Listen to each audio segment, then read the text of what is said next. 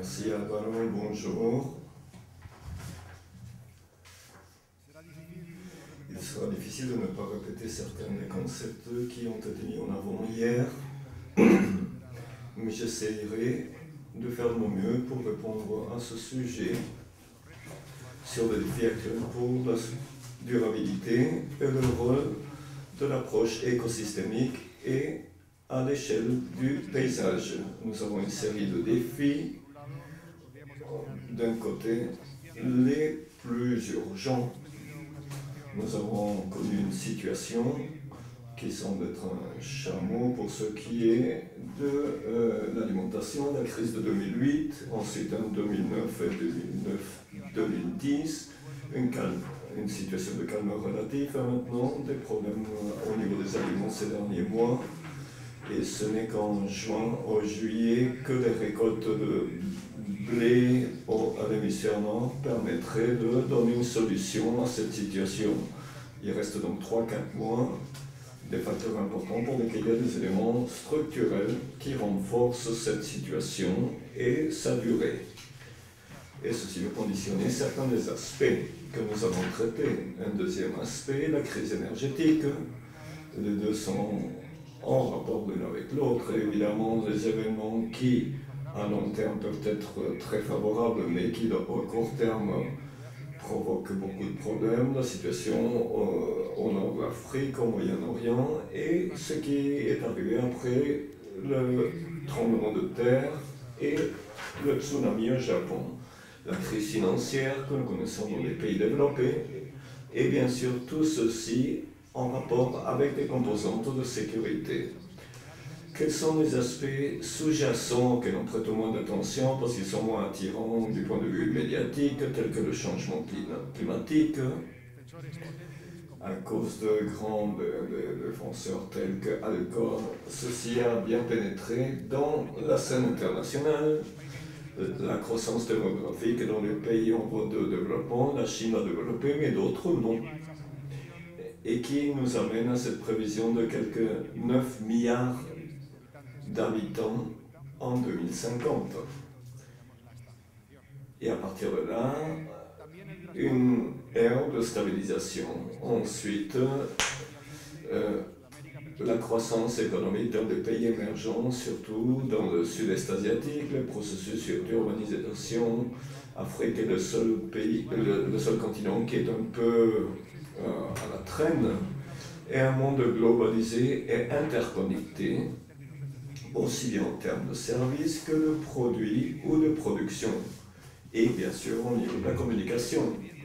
Les conséquences, évidemment, sont une croissance de la demande des matières premières et des énergies renouvelables,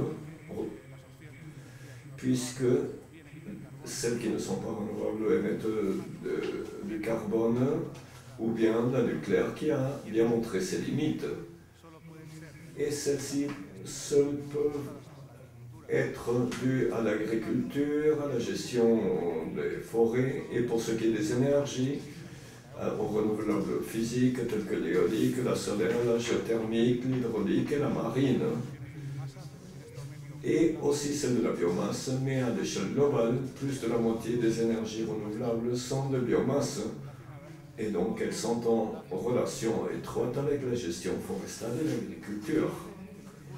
Et ceci fait que les ressources basées sur la terre deviennent stratégiques. Lors de l'éruption dans le continent africain de la Chine pour aide au développement et aussi en tant qu'acheteur de terre pour ses propres besoins énergétiques et alimentaires. Mais les demandes environnementales et sociales qu'on a vues au cours de ces dernières décennies vont continuer à se développer également au niveau des pays en émergence, par exemple, ce qui est en rapport avec le carbone, la biodiversité, l'eau, le sol et le paysage. Ce n'est pas que nous revenions à une approche totalement productive, mais il y a de hautes demandes de qualité au niveau de l'environnement, avec quoi nous voulons compter beaucoup de fois dans des zones bien peuplées, non pas en Sibérie, etc., dans les autres zones qui nous affectent directement nos ressources. répondre à des besoins de type primaire qui, en outre, se trouvent en grande partie en train de connaître une récession puisque les éléments de modélisation sont disparus ou sont restés à un niveau anecdotique et ces paysages qui sont en train d'être récupérés ne pourront pas répondre à ces nouvelles demandes, probablement. Des paysages qui sont en phase de régénération, qui ont été complètement détériorés. Par exemple, dans la péninsule ibérique, Pinus alpensis, Pinus sylvestris, dans les zones de montagne, la récupération des forêts pas très hautes. Et ces paysages doivent s'adapter aux nouveaux risques de changement climatique qui, dans certains endroits, atteignent des symptômes critiques, tels qu'aux États-Unis. Ce n'est pas le cas encore en Europe de façon générique, même si cela pourrait commencer très prochainement. Cette restauration et optimisation des utilisations à l'échelle des paysages considère la restriction des écosystèmes et des critères socio-économiques, évidemment.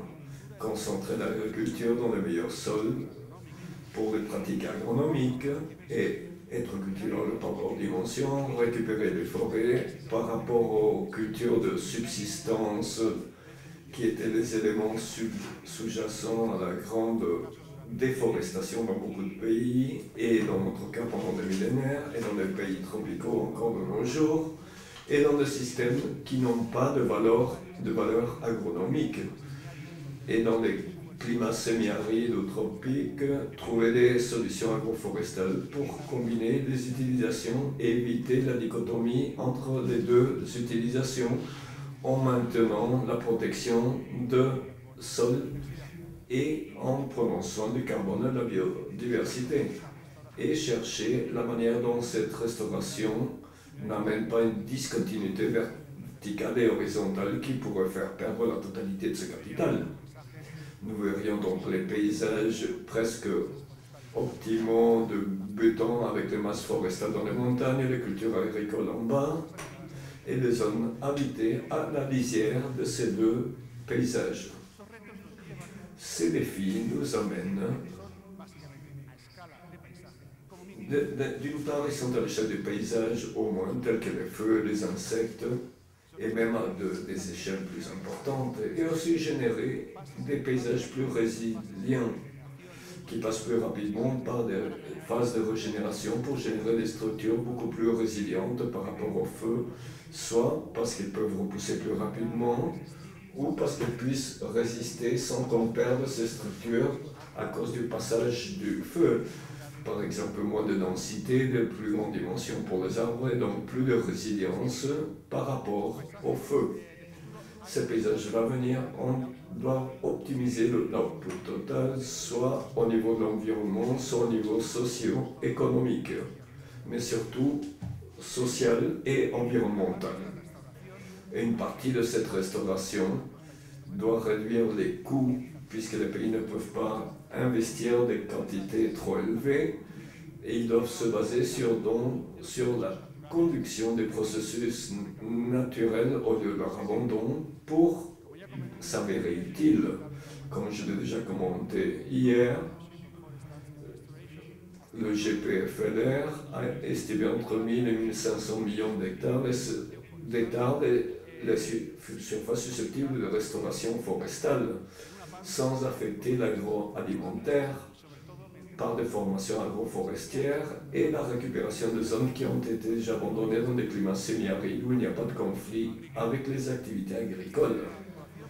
Ceci améliorerait de façon substantielle le bilan de carbone, 25% de plus de masse forestale, protection du sol, le cycle hydrologique, la biodiversité, le paysage et la production. Je voudrais rappeler ici qu'il faut éliminer les processus spontanés dans des zones de plaine avec les problèmes dans les climats secs parce qu'il y a la consommation de l'eau. Donc, il n'y a pas que le processus spontané, mais il faut le guider pour l'orienter vers l'agriculture là où les ressources hydrauliques ne sont pas suffisantes. Et au cours du prochain siècle, on pourrait restabiliser le bilan de carbone à la situation pré-industrielle, pourvu que, au cours de la première moitié du siècle, la moitié des surfaces qu'a identifié ce partenariat était reboisée quelques 500 millions d'hectares, ce qui est multiplié par 2 la vitesse actuelle, 10 millions au lieu de 5 millions actuels, et réduire jusqu'à 2050 les réductions de carbone avec une moyenne de 60% en 2050 et 80% au-delà, tout en maintenant la capture de carbone dans les mers au niveau actuel. Et nous pourrions alors revenir à la concentration pré-industrielle de carbone. Donc pour fermer cette équation du changement climatique à long terme, on peut le faire uniquement avec une réduction systématique des émissions de carbone et en utilisant toutes les opportunités de restauration forestière et de récupération de la biodégradation. Cette restauration doit se baser sur la revalorisation du rôle des systèmes semi-naturels, qui sont en général mal vus, puisqu'ils sont disparus de façon inexplicable de beaucoup de classifications, comme si c'était des écosystèmes bâtards ou pas bien récupérés lorsqu'ils doivent constituer la colonne vertébrale de nos actions. D'abord parce que la surface forestière représente 60% de surface et en plus 90% des zones accessibles, puisque les autres sont situées dans des zones très inaccessibles. Ceci requiert de dépasser les conflits manichéens par rapport à des zones artificialisées. L'initiative Satoyama au Japon est un paradigme, mais bien utilisé en Europe. Pour ce qui est de l'Europe, même alors qu'en Asie, ce type de reconnaissance des systèmes naturels et la façon de les renforcer et où les options de ségrégation ne sont pas applicables. Donc on doit se baser sur l'utilisation d'espèces domestiquées et certaines qui ont été introduites sans aucun risque d'expansion incontrôlée. Si nous ne gérons pas ce paysage, c'est le feu qui le fera. Et la réponse aux demandes qui sont posées requiert une gestion durable du paysage et non pas des réponses ségrégationnistes. Ici, un cas de restauration de Mont Ventoux en France, que certains d'entre vous connaissent, comme il était il y a un siècle. Ceux qui sont chauves reconnaissent là la petite touffe de cheveux qu'on peut garder. C'est le cas de beaucoup de montagnes dans le sud de la zone des Alpes, des Pyrénées, il y a un siècle, et au moyen d'une action de restauration, reboisement et de génération spontanée, voici à quoi ressemble le Mont Ventoux de nos jours. Pour cela, il faut avoir des connaissances accumulées, bien sûr, il y a des erreurs commises au niveau technique des espèces, mais pour l'instant, on a récupéré ce mont. Et il y a beaucoup plus de biodiversité que celle qu'il y avait il y a un siècle. Donc nous nous trouvons à la croisée de 2 chemins. Comme l'a dit Jan McAlpine, le monde forestier n'est pas la seule approche, mais c'est un élément de base pour cette réunion. Grâce aux nouvelles technologies et aux cétacés, l'avenir des forêts soit très peu prometteur, mais au contraire qu'on puisse le considérer comme une valeur stratégique pour les ressources renouvelables, produites de façon soutenue pour cette nouvelle économie. Donc une croisée de 2 chemins, nous pouvons choisir l'une de ces 2 alternatives. Ces défis requièrent la mobilisation de toutes les capacités productives de façon durable et en optimisant le cycle de vie des produits, le bois, les fibres, l'énergie d'une façon évidemment coordonnée avec l'agriculture qui peut également apporter des produits et les produire d'une façon conjointe si nous voulons parvenir à une fourniture bioénergétique, ce qui est très important et dont il faut tenir compte. C'est d'agir dans les 2 secteurs, dans ce chemin vers l'économie verte, le développement de bioraffineries, comme le Canada et les pays nordiques le font. C'est un chemin très prometteur pour que dans le 7e programme cadre ELITE, on a Bio-Knowledge Society, c'est-à-dire des connaissances au niveau des produits biologiques, de l'agriculture, des bois et un peu de la culture agricole. Et par là contribuer à la réduction d'émissions de carbone par la substitution et l'emmagasinage temporel de ces produits agricoles forestiers. Et ceci, dans le Rio Plus 20, lance un défi à l'agriculture et aux forêts par rapport à ce type d'économie. Mais nous ne pouvons pas parler uniquement du hardware, c'est-à-dire la restauration physique de nos territoires, mais également du software. Et l'un de ces instruments, c'est-à-dire la structure politique qu'on ne voit pas, mais qui est sous-jacente. J'ai vécu à Rome, et l'Empire romain, en tant qu'élément prémodélisateur pour le monde civilisé, se base sur le droit, l'ingénierie civile et le droit romain qui subsiste jusqu'à nos jours. Ces structures sont fondamentales. Nous voyons parfois les structures physiques, sociales, instrumentales, qui donnent lieu à ce type de structure. Et là où elles n'existent pas aussi, donc le software est très important, et dans ce sens, le financement est quelque chose de très important, comme le disait John McAlpine, l'investissement unique de restauration qui est très coûteuse, parce que outre les ressources, il faut avoir une capacité logistique impressionnante. Chine, 3 millions d'hectares de reboisement, alors qu'il y a eu 100 000 dans l'Union forestale comme maximum.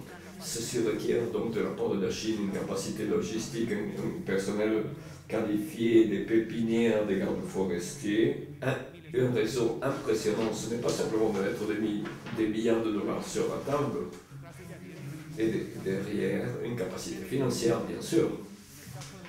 Et également dans les forêts multifonctionnelles de basse productivité, en processus de capitalisation, ce n'est qu'avec cette prime unique, cela ne sera pas suffisant. Donc il faut également des flux permanents, tout au moins jusqu'au moment où ces bois pourront être récupérés à cause de leur basse productivité ou leur haut degré de production. Il faudra combiner des subventions avec des investissements pour des actions de restauration ou reboisement avec des services environnementaux dans un mix temporel pour assurer des revenus permanents, comme c'est le cas de Bhoutan, alors que les pays tels que le Pakistan requièrent que toutes les ressources y soient consacrées. La participation sociale dans le processus de planification est essentielle. Le dessin de la transition socio-économique des paysages est très important. Et là où l'agriculture subsistance est très enracinée, quelle agriculture il y aura d'ici 20 ans? Et savoir si cette agriculture de subsistance peut disparaître, donc dessiner une transition vers un modèle plus moderne et voir où situer le paysage forestal par rapport aux besoins de demain, non pas celles d'aujourd'hui, non pas créer un bois énergétique et qu'on pourra utiliser la première coupe ou abattage, se rendre compte qu'on l'a pas fait dans des zones avoisinantes. On veut créer de façon pleine, impliquer la population locale. Par exemple, l'aide ne peut pas parvenir à des paiements passifs aux États ou aux populations locales sans conditionner l'activité. Donc il devait y avoir une sorte de pacte de... C'est-à-dire plus un pays est pauvre, plus il faut la génération d'emplois, fixer la population, et non pas simplement un paiement passif, parce que ceci ne va pas générer un cycle économique de développement. Ceci doit être en rapport avec la formation, non seulement au niveau académique, mais également au niveau intermédiaire. Pour ce qui est des petites et moyennes entreprises, la continuité contractuelle, la compétence, la décentralisation, l'efficacité dans la fixation d'emploi, dans l'inversion publique et les revenus. Beaucoup de pays développés n'ont pas développé des structures convenable pour s'assurer que ce qui est investi génère cette production d'emplois au lieu de chercher des résultats simplement à court terme du point de vue social.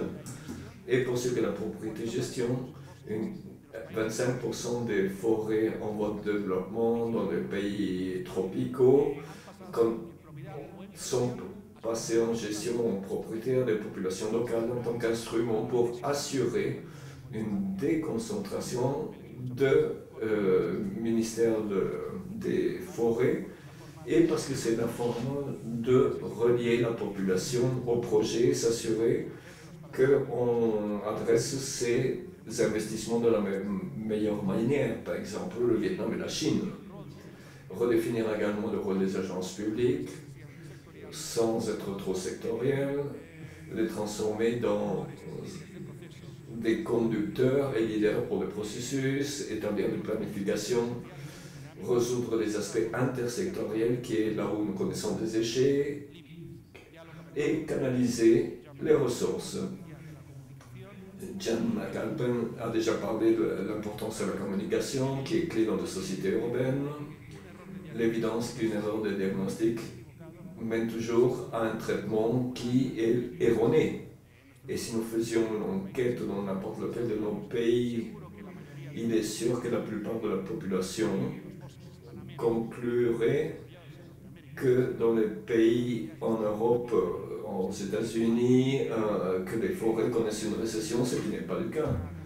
Donc un traitement de haute tension au lieu d'un traitement de basse tension peut conduire à la mort d'un patient. Donc il faut faire attention à ce que nous faisons à cause des erreurs de diagnostic. Et pour ce qui est des traitements qui peuvent être dramatiques, surtout dans un contexte méditerranéen où le feu est un secteur clé. Et nous devrons le faire en rendant des comptes, puisque nous investissons beaucoup de fonds publics, moins que ce que nous souhaiterions, mais beaucoup quand même à tous les niveaux, depuis les mairies jusqu'au réseau public, et que c'est un lieu de loisirs, ce sont des endroits où la population peut aller dans ce moment de loisirs. Et enfin, j'aimerais parler de quelque chose qui semble être évident, mais qui ne l'est pas tellement, l'origine forestière en tant que durabilité. Il y a eu des divergences basées sur une traduction non convenable de Nachhaltigkeit, qui est le terme allemand défini en 1713. Ce terme n'a pas changé. Et la durabilité générale, ici le sustain yield mène à la confusion qu'on ne parle que de productivité, alors que le rapport Brundtland et des environnementalistes tels que Weizsäcker du Wuppertal Institute parlent toujours de l'origine forestière et de l'élargir par rapport à ce principe, c'est-à-dire respecter une ressource éternelle et ne pas conditionner les options pour des générations de l'avenir. Et préserver donc ce concept de biodurabilité constitue, outre les arguments déjà donnés, une obligation culturelle du monde forestier européen pour l'humanité. Merci beaucoup de votre attention et je vous souhaite beaucoup de